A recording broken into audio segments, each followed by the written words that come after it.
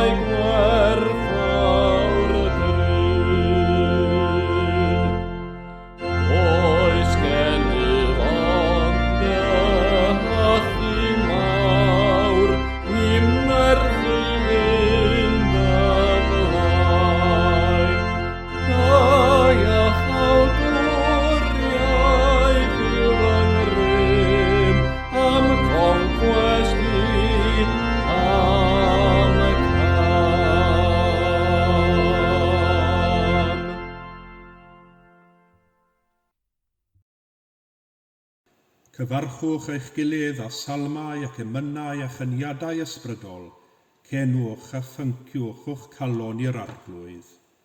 Garedigion yng Nghrist, yr ydym yn presenoldeb y Duw byw a holl gwmpaini nef, i offrym iddo, trwy ein harglwydd Iesu Grist, ein haddoliad a'n mawl a'n diolch, i gynyddu mewn gwir wybodaeth o'i gariad mawr tuag atom, ac i'w ras gael dwi'n ffrwyth yn ein bywydau.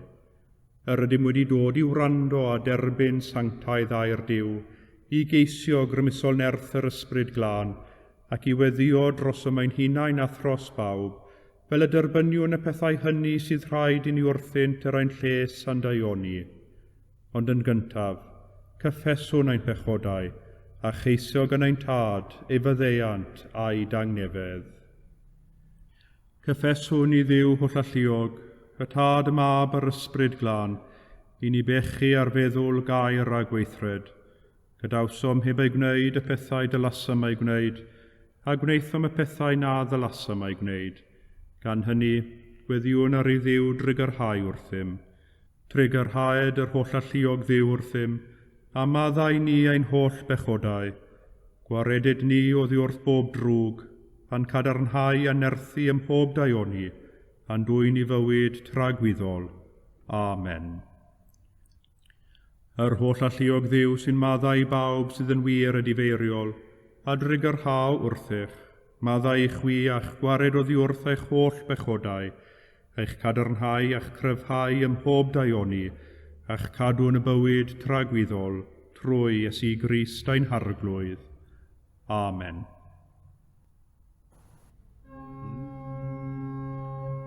Arglwydd a gorau'n gwefusau, a'n genau a fynegad y foliant. Dyw brosiau'n canorthwyo, arglwydd braserau'n camorf, goniant i'r tod ac i'r mob ac i'r ysbryd glon. Megis yr oedd yn y dechrau, y mae'r awr hon ac a bydd yn wastad, yn oes oes oedd.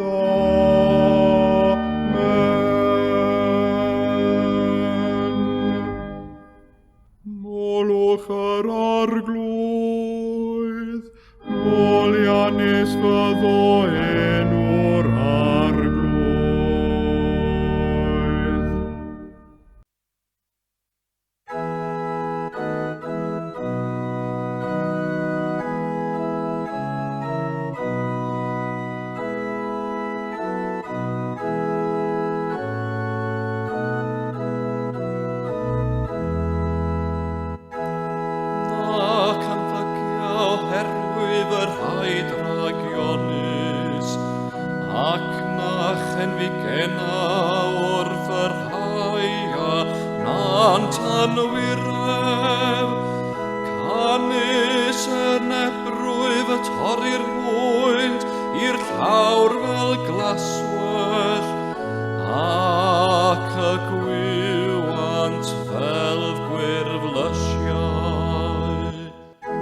Gobeithion yr arglwydd ac nadda, felly y trigi yn y tir a thia, borthir yn y ddiau, ymddigrifa hefyd yn yr arglwydd, ac efe a ddyru ti fy myniadau dy galon. Treiglad y ffordd ar yr arglwydd ac ymddiried yn fo, ac efe a'i dwg i ben, efe a ddwg allan dy gyfiawnder fel y goleini, a ffarn fel hanner dyf.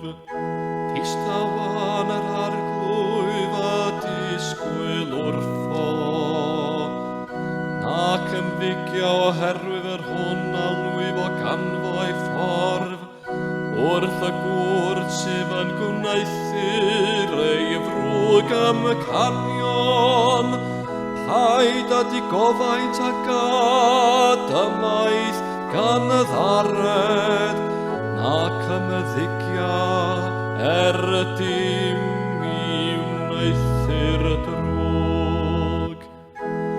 Canis torri'r ymaith y drwg ddynion, ond yr rhai a ddisgwyliant o fyr arglwydd, hwynt hwy a eti fefiant y tir. Canis eto ychydigyn ac niwelir yr aniwiol, a thia edrychu am ei lef ac mi bydd mohono. Eithir yr rhai gostyngedig a eti fefant y ddeiar, ac a ymhyfrydant gan y liaws tangnefy. Gogoniant i'r tad ac i'r mab, ac i'r ysbryd glan, megis yr oedd yn y dechrau, a mae'r awr hon ac y bydd yn wastad, yn oes oes oedd.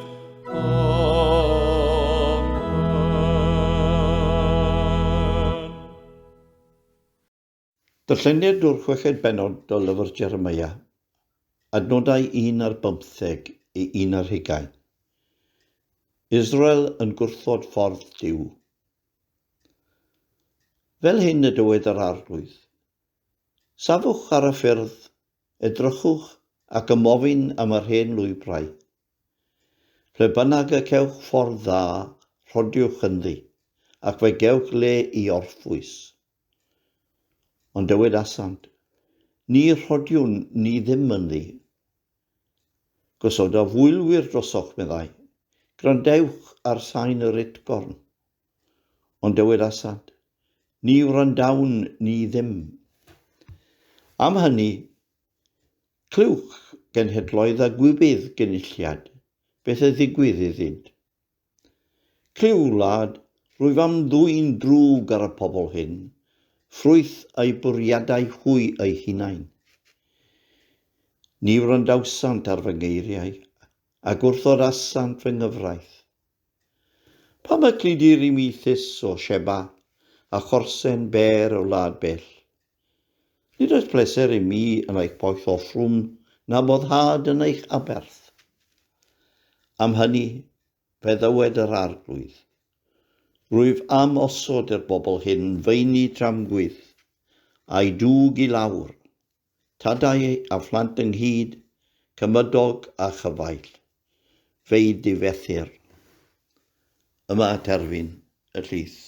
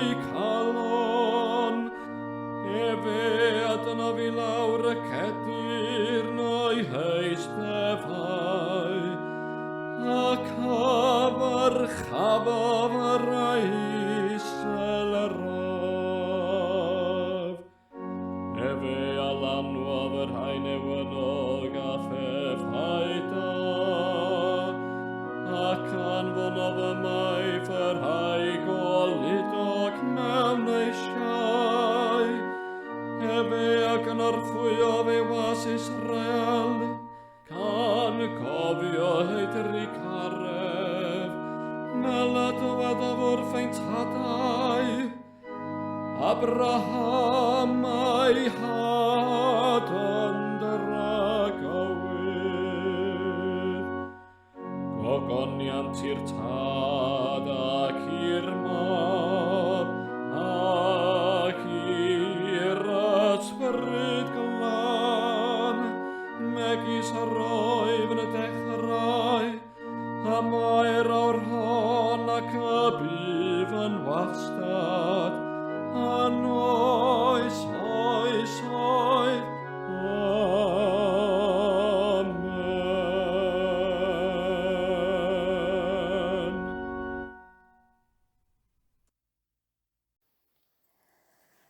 Y darlleniad o Epistol Paul at y Rhufeiniaid, pennod 9, gan ddechrau yn yr adnod gyntaf, ar fy ngwir yng Nghrist, heb ddim anwiredd, ac y mae fy nghydwybod dan arweiniad yr ysbryd glân yn fy ategu. Y mae fy ngofid yn fawr, ac y mae gennyf loes ddi-baid yn fy ngalon. Gallwn ddymuno I mi fy hunan fod dan felltith, ac yn ymgymyn oddi wrth Grist, pe bai hynny o les iddynt hwy, fy nghyd Iddewon I, fy mhobol I o ran cig a gwaed, Israeliaid ydynt. A'i heiddo hwy yw'r mabwysiad, y gogoniant, y cyfamodau, y gyfraith, yr addoliad a'r addewidion. Iddynt hwy y mae'r hynafiaid yn perthyn, ac oddi wrthynt hwy yn ei linach naturiol y daeth y Meseia, i'r Duw sy'n llywodraethu'r cwbl boed bendith am byth. Amen. Ond ni ellir dweud bod gair Duw wedi methu, oherwydd nid yw pawb sydd o linach Israel yn wir Israel. Ac ni ellir dweud bod pawb ohonynt am ei bod yn ddisgynyddion Abraham yn blant gwirioneddol iddo. Yn hytrach, yng ngeiriau'r ysgrythur trwy Isaac y gelwir dy ddisgynyddion. Hynny yw, nid y plant o linach naturiol Abraham, nid y rheini sy'n blant i Dduw. Yn hytrach, plant yr addewid sy'n cael ei cyfrif yn ddisgynyddion. Oherwydd dyma air yr addewid. Mi ddof yn yr amser hwnnw a chaiff Sara fab. Ond y mae enghraifft arall hefyd. Beichiogodd Rebecca o gyfathrach ag un dyn, sef ein tad Isaac. Eto i gyd, cyn geni'r plant, a chyn iddynt wneud dim, na da, na drwg, fel bod bwriad y Duw, sy'n gweithredu trwy etholedigaeth yn dal mewn grym, yn dibynnu nid ar weithredoedd dynol, ond ar yr hwn sy'n galw. Fe ddywedwyd wrthi, bydd yr hynaf yn gwasanaethu'r ieuengaf, fel y mae'n ysgrifenedig, Jacob fe cerais, ond Esau fe cyseiais. Dyma air yr arglwydd.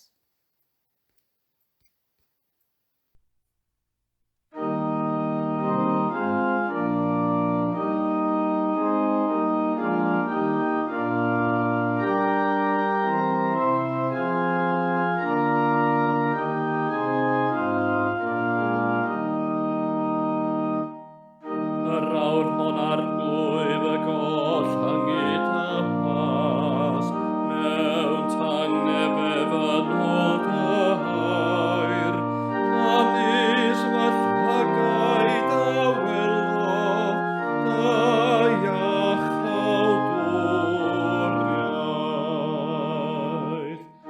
Yr hon a paratoes, ger bron wyneb yr holl bobl, i fod yn oleuni oleu o'r cenhedloedd, ac yn ogoniant i bobl Israel. Gogoniant i'r tad ac i'r mab, ac i'r ysbryd glân, megis yr oedd yn y dechrau, y mae'r awr hon ac y bydd yn wastad, yn oes oesoedd. Amen.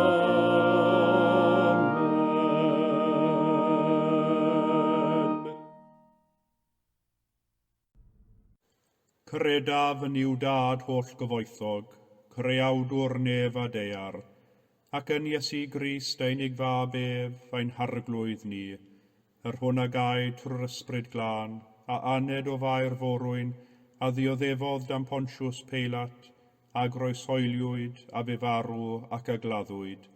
Disgynnodd uffern, y trydydd dydd y cyfododd o feirw, a esgynnodd i'r nefoedd, ac y mae'n eistedd ar ddeheilawd i'w dad holl gyfoethog, o ddiynod daw i farnu'r byw ar meirw.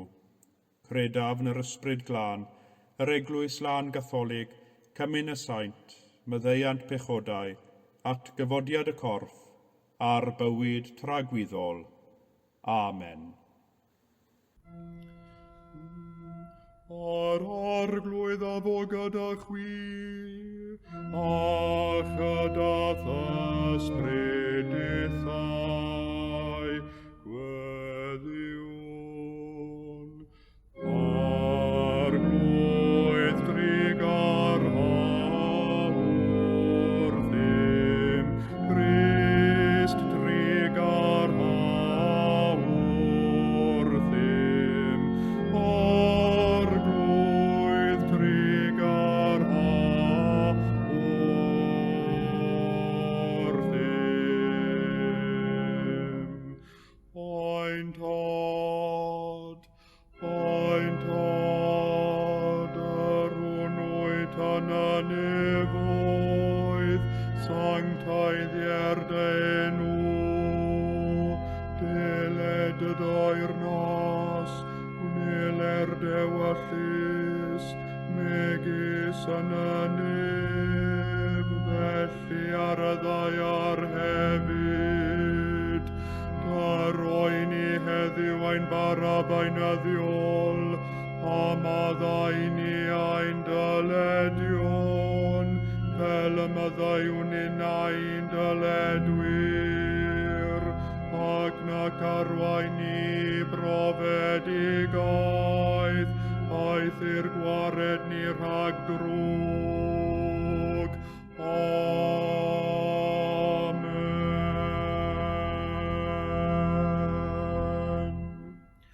Arglwydd dangos dy drigaredd arnom, a chaniatau ni dy iachawdwriaeth, gwisg dy wain i dogion ag iawnder, a gnad y ddewis bobl yn llawen,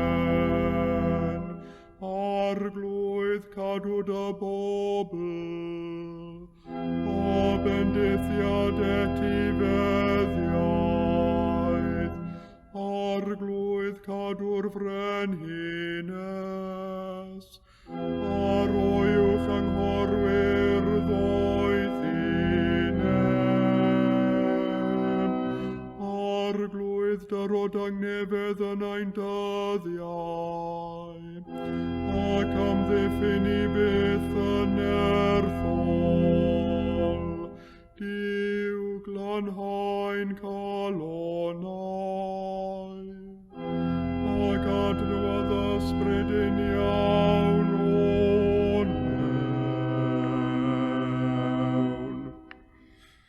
O Dduw nerth pawb oll sy'n ymddiried ynot, yn drigarog derbyn ein gweddiau, a chanallwn gan wendid ein natur farwol, wneud dim da heb o ti, caniatau ni gymorth dy ras, i gadw dorchmynion a thfoddhau ar ewyllus a gweithred, trwy Iesu Grist ein harglwydd. Amen.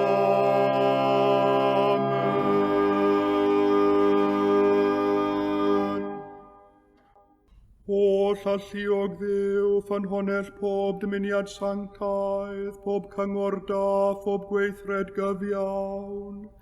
Dyrwydd weision y tangnefedd na all y byd ei roddi, fel y boi ni, gan i fyddhau thorchmynion, a'n gwared gennyt rhag ofn ein gylynion, dreulio ein hamser mewn heddwch a thangnefedd, trwy Iesu Grist ein harglwydd. Amen.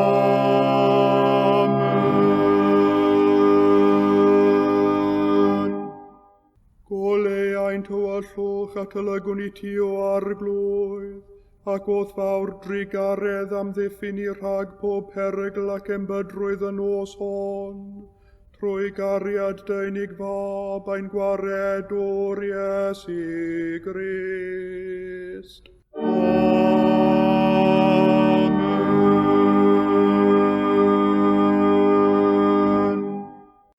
Yn erth yr ysbryd ac mewn undeb â Christ, gweddiwn ar ein tad nifol. Arglwydd, arwyt ti yn ein misg, y mae dy bresenoldeb o'n hamgylch yn llenwi'r awr hon, yn llenwi'r eiliad hwn, yn llenwi'n calonnau a'n heneidiau, ac yn ein clymu ynghyd yn un cymuned ysbrydol, yn gorff Crist ac yn deulu'r ffydd. Yng nghymdeithas yr ysbryd glân, a chydaeth eglwys fawr yn y nef ac ar y ddeiar, offrymwn i ti, ddiw dad hwll alluog, ein clod, ein cariad a'n hyfuddod. Heddiw ar Sul y Cyfamod, gweddiwn dros enwadau Cymru, enwedig dros yr rhai yr ydym wedi cyfamodi â nhw, gan gofio yn arbennig bedyddwyr cyfamodedig yng Nghymru, Eglwys Presbyteraidd Cymru, yr Eglwys Ddiwygiedig Unedig, yr Eglwys Fethodistaidd a'r Eglwys yng Nghymru.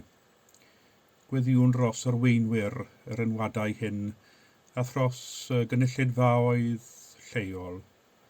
Gweddiwn y bydd y cyfamod sydd ryngom yn ehangu ein gorwelion, yn cadw ni ar y trywydd a fydd yn arwain at yr undod hwnnw, silunol ag ewyllus Duw. Oll alluog a thragwyddol Dduw, y llywodraethir ac y sancteiddir holl gorff yr eglwys gan dysbryd. Gweddiwn dros eglwysi sydd wedi ymrwymo i gydweithio, dros eglwysi sy'n egniol, sy'n tyfu a ffynnu, a thros eglwysi blenedig sy'n llafurio ac yn digaloni. Rho dyfendith ar gynlluniau dychmygus a partneriaethau mentrus, dros brosiectau newydd a gweithgareddau hirsefydlog, enwedig wrth i ni ddod allan o'r cyfnod clo hwn. Diolchwn bod arwyddion dy deyrnas i'w gweld ym mhob cymuned Gristionogol ffyddlon a gwasanaethgar, trwy Iesu Grist ein harglwydd. Amen. Gweddiwn dros ein cenedl, dros bawb sydd yn ein cynrychioli yn Senedd Cymru, enwedig wrth i'r cyfyngiadau lacio ac mae modd gweld yn gliriach yr heriau sydd yn wynebu'r genedl nid yn unig o'r rhan yr economi, ond hefyd problemau cymdeithasol sydd wedi cael ei holeio gan y pandemig hwn. Arglwydd Dduw holl alluog, a greais holl bobloedd y ddeiar i ffasanaethu mewn rhyddid a thangnefedd. Gweddiwn dros genedl Cymru, ac wrth i ni ymfalchio ymhrydferthwch ein gwlad, cofiwn hefyd nad yw bywyd yn fel I gyd yn ein broedd, trefi a'n dinasoedd. Cofiwn gardefron yr rhai sy'n dioddef clodi a digartrefedd, y rhai a wthyr i'r gyrion ac a wrthrymur, y rhai sy'n chwilio am waith, a rhai a ddirdynir gan boen meddwl a nobaith neu ofn.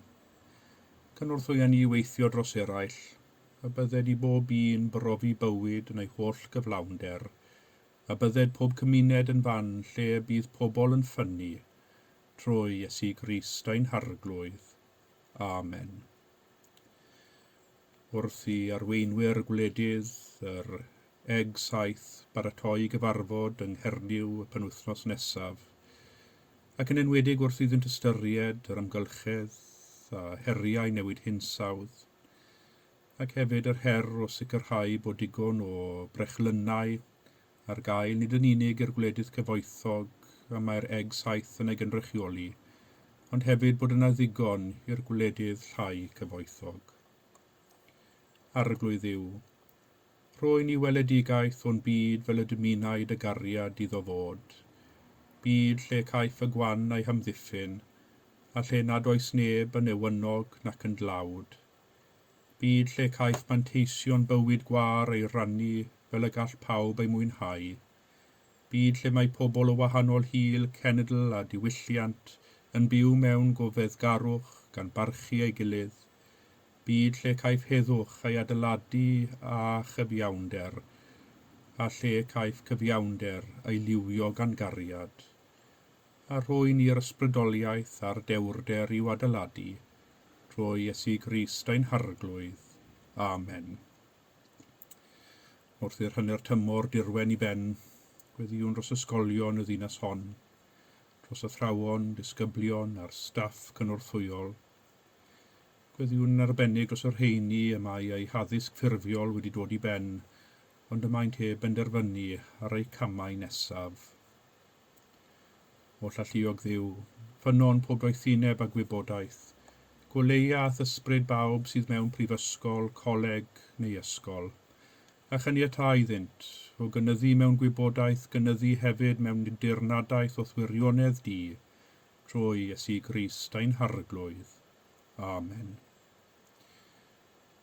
Gweddiwn dros bawb heno sy'n dioddef, enwedig dros y rhai y gwyddom ni amdanynt, yr unig, y pryderus, y rhai sy'n poeni am ei hiechyd, y rhai sy'n galaru. O llalluog a thragwyddol Dduw, cysur y rhai sy'n drist a nerth y sawl sy'n dioddef, cyniatau weddiau dy blant sy'n llefain yn ei hembydrwydd y fod atat, ac i bob enaid sy'n drallodus rho dosteri, rho ryddhad, rho adnewyddiad, trwy Iesu Grist ein harglwydd. Amen. Ac wrth i ni ddechrau ar wythnos newydd, gweddiwn. Disg ni arglwydd daeth wasanaethu fel yr heiddi, i roi heb gyfrir gost, i frwydro heb ystyried y clwyfau, i weithio heb geisio gorffwys, i lafurio heb ddisgwyl unrhyw wobr ond gwybod ein bod yn gwneud dewyllus di, trwy Iesu Grist ein harglwydd. Amen. A dwedwn gyda'n gilydd eiriau'r gras ein harglwydd Iesu Grist a chariad Duw, a chymdeithas yr ysbryd glân, a fo gyda ni oll, byth bythoedd. Amen.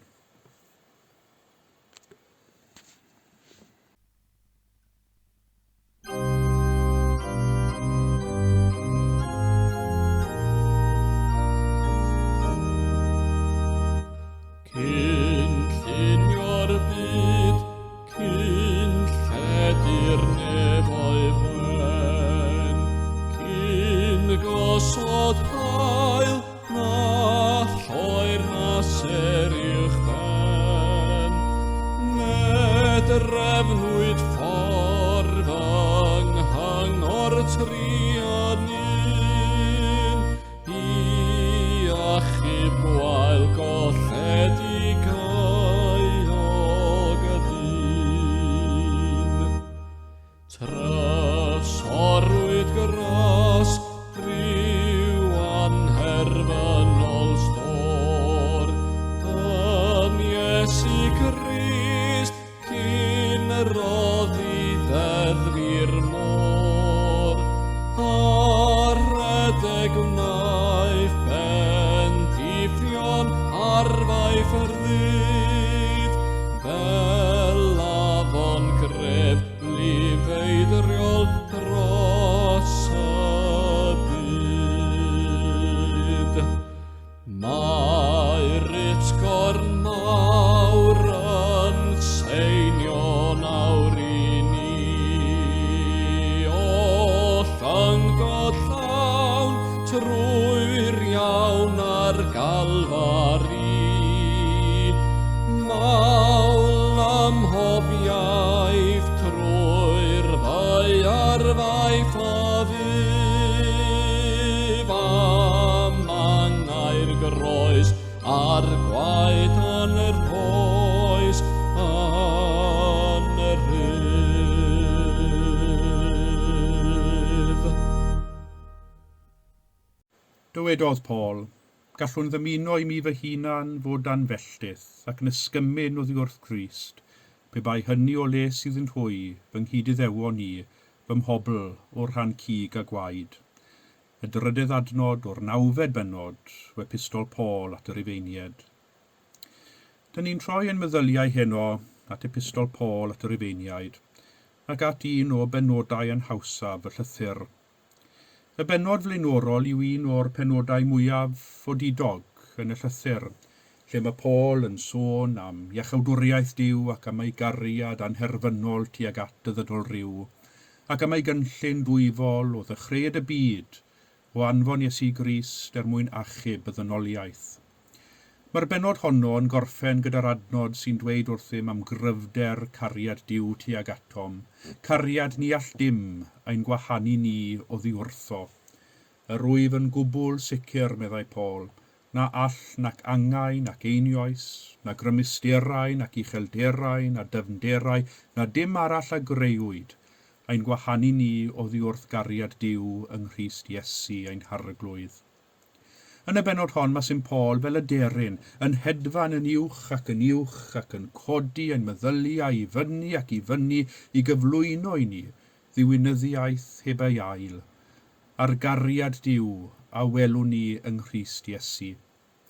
Ond wedi cyrraedd yr entrychion yn y 9fed bennod, y bennod o dan sylw heno, a mae Paul fel petai yn cau ei adenydd ac yn syrthio i'r ddeiar a chlep fawr. Wedi trafod trefn yr iechawdwriaeth a geid yng Nghrist, y mae Paul yn dod yn ôl i'r ddeiar ac yn gwreiddio'r hyn oll a ddywedwyd, ac yn ystyried un cwestiwn mawr, cwestiwn oedd yn peri pryder a gofid iddo, sef os trwy Grist yr ydym yn cael ein hachub, os trwy ein ffydd yng Nghrist yr ydym yn dod yn blant i Dduw, beth felly am blant Israel, etheledigion Duw? Y bobl a ddywyswyd gan Dduw i fod yn blant iddo, yn genedl ar wahân, i fod yn arwydd i'r holl genhedloedd, o ras a chariad y Duw anweledig. Os Iesu oedd y Meseia i blant Israel, pam felly y bu blant Israel methu ei adnabod, ac yn fwy na hynny, ei wrthod, a ellir dweud bod gair Duw wedi methu? Ac mae'r 9fed bennod i'r 11fed bennod ar 10 o epistol Paul at y Rifeiniaid yn mynd i'r afael ar cwestiwn dyrys hwn. Nawr, bron i 2000 o flynyddoedd yn ddiweddarach, fe allwn ni ofyn, a ninnau'n byw yng Nghymru yr 11fed ganrif ar 20, ac mae berffaith hawl gen i'm ofyn, beth sydd gan ddadl Paul a'i gyd-iddewon ynglŷn â phwy sy'n etholedig yng ngolwg Duw i wneud â ni heddiw. Nid ein dadl ni yw hon, dadl sy'n perthyn i oes a chyd-destun gwahanol iawn i ni yw hon mewn gwirionedd.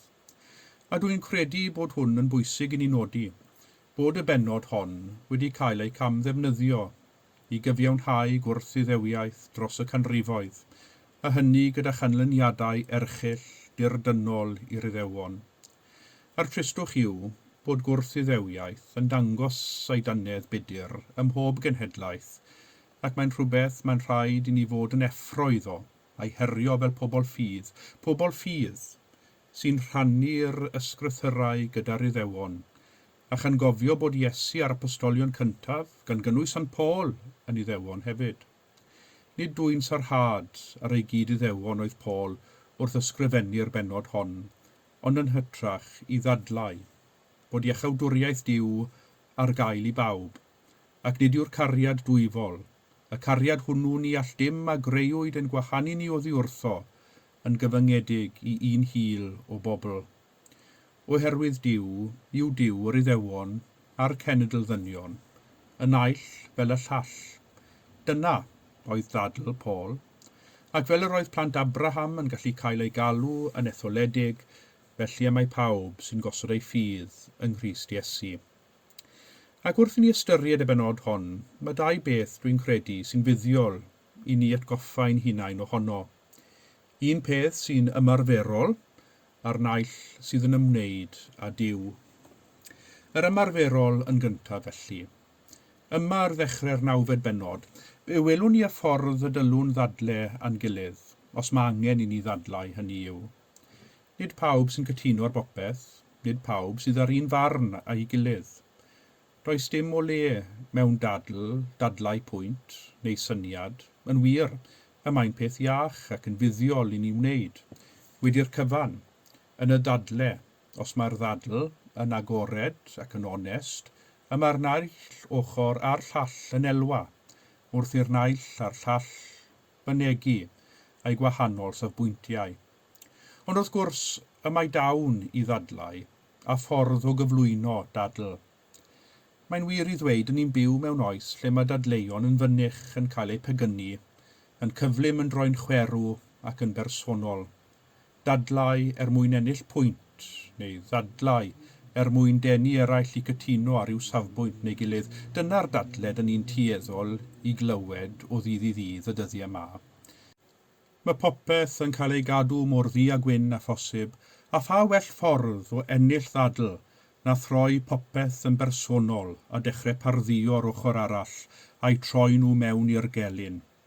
Does dim syndod bod dadlau iach wedi mynd mas trwy'r ffenest a phobl yn rhy ofnus i fynegu barn, ac oherwydd hynny dim ond y lleisiau sy'n mwynhau clochdar sydd i'w glywed. Ffyrdd ar ormes yw'r fath y ddadlau, sy'n gweld yr unig nod y ddadl i'w ennill, nid ehangu meddyliau, nid i greu tensiwn creadigol na chwaith gweithio lles eraill. Ond nid felly gyda Paul yn y bennod hon. Y gwir yw, dydy Paul ddim am ddadlau y ddadl hon o gwbl, ond yr oedd yn teimlo o dan arweiniad yr ysbryd glân bod yn rhaid iddo ddweud rhywbeth ar y mater holl bwysig hwn. Mor dwys yw ei deimladau, mae'n mynd cyn belled a dweud, gallwn ddymuno i mi fy hunan fod dan felltith ac yn ysgymyn oddi wrth Grist, pe bai hynny o le sydd yn hwy fy nghyd Iddewon, meddai. Cymaint oedd ei barch i'w gyd Iddewon, y bydde'n fodlon rhoi'r cwbl heibio petasau hynny yn golygu y bydden nhw yn gallu profi'r fendith yr oedd Paul ei hun wedi derbyn o'i ffydd yng Nghrist Iesu. Hefyd Paul, wrth ddadlau, nid yw'n parddio neb, na chwaith yn bychanu na diastyru, ond yn hytrach y mae'n cyflwyno ei ddadl yn y ffordd mwyaf resymegol a chywir y gallai, trwy fynd yn ofalus trwy hanes pobl Israel a gwneud a gwelir yn llyfr Genesis, gyda alwad Abraham a Jacob yn cymryd enedigaeth fraint ei frawd Esau. Nid dadlau i ennill pwynt a wnaeth, ond dadlau mwyn argyhoeddi eraill o'r ffordd y mae Duw yn gweithredu, a bod gan Dduw y perffaith hawl i estyn ei gariad i bwy bynnag ymyno, boed yn Iddewon neu'n genedl ddynion. Byddwn yn byw mewn cymdeithas llawer iachach petai ni'n dysgu dadlau'n well, ac i wneud hynny a pharch tuag at ein gilydd, ac y tuag at y rhai rydym yn dadlau yn nhw, i ddadlau ar sail reswm, ac i beidio a syrthio i'r fagl o bychanu neu begynnu. Heb y gallu i gymdeithas ddadlen agored ac yn barchus a'i gilydd, y mae tensiynau yn corddi o dan y wyneb ac yn dod i'r amlwg mewn ffyrdd anfuddiol ac ar y degau mewn ffyrdd dinistriol. Yr ail pwynt yw un diwynyddol sy'n ymwneud ag ewyllus a gallu Duw. Yr hyn y mae Paul yn dadlau yw hyn, y mae gan Dduw y rhyddid i alw i berthynas ag ef ac i garu pwy bynnag y fyno, ac nid yw ei gariad yn gyfyngedig i un hil o bobl. Do, meddai Paul, be alwodd Duw Abraham a rhoedd o'r iddewyd y byddai ei ddisgynyddion mor niferus a thywod y môr, ond ydy'r iddewyd honno ddim yn atal Duw rhag galw eraill, rhag estyn ei gariad i bwy bynnag sydd yn galw arno. Roedd plant Israel ac ystyr Israel yw un sy'n ymryson â Duw, disgynyddion Abraham trwy Isaac a Jacob, yn ystyried ei hun fel yr etholedigion Duw, ac felly yn sefyll mewn perthynas unigryw ac arbennig â Duw ei hun. Nhw a nhw yn unig oedd y cadwedig ymhlith holl genhedloedd y ddeiar. Ond meddai Paul, nawr bod Iesu wedi dyfod i'r byd, a mae modd i eraill hefyd, nad ydynt yn rhan o hil Abraham, yn gallu bod yn blant i Dduw, oherwydd bod gan Dduw yr hawl i alw pwy bynnag ymuno i fod yn blant iddo, ac mae hyn i'w weld yn hanes yr Hen Testament, y mae St Paul yn mynd mlaen i ddadlau, gydag Isaac yn cymryd lle Ishmael a Jacob yn cymryd lle Esau. Yn y ddwy achos hyn, fe welwn ni Dduw yn dewis yr un mwyaf yn isgwyl i fod yn etifedd yr iddewyd, Duw a ddywysodd, y ddau hyn i fod yn etifeddion, a hynny yn erbyn y drefn naturiol o bethau. Byrdwn neges Paul yn syml yw hyn. Mae ni sy'n fynnych yn cyfyngu ar gariad Duw, ac sy'n tueddol i ddweud pwy sy'n rhan a pwy sydd ddim o deulu ffydd. Ond mae Paul yn yr atgoffa. Mae nad ein hanes, pa bynnag hil yr ydym yn perthyn iddi, na chwaith yn cyfundrefnau enwadol ac nid ein dewis personol sy'n dweud pwy sy'n rhan o deulu ffydd. Ond dyw ei hun sydd ar hawl hwnnw, y Duw a roddodd y rhyddid i ni ddewis. Dewis derbyn a byw yn ei gariad neu beidio, y dewis i osod ein ffydd ynddo trwy Grist Iesu neu beidio. Ymateb i alwad Duw trwy ffydd sy'n gwneud ni'n blant iddo, Duw sy'n galw, a ninnau sy'n ymateb i'r alwad honno. Mwyn ei enw. Amen.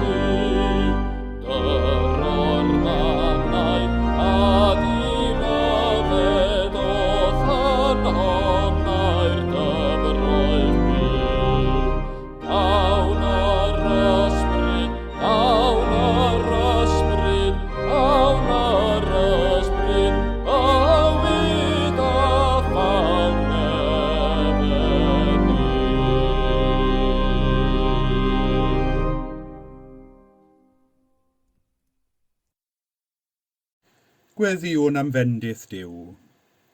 Tangnefedd Duw, yr hwn sydd uwchlaw pob deall, a gadwo eich cylonnau a'ch meddyliau yng ngwybodaeth a chariad Duw a'i fab Iesu Grist ein harglwydd, a bendith Duw holl alluog, y tad y mab yr ysbryd glân, a fôn eich plith ac adrygo gyda chwi yn wastad. Amen.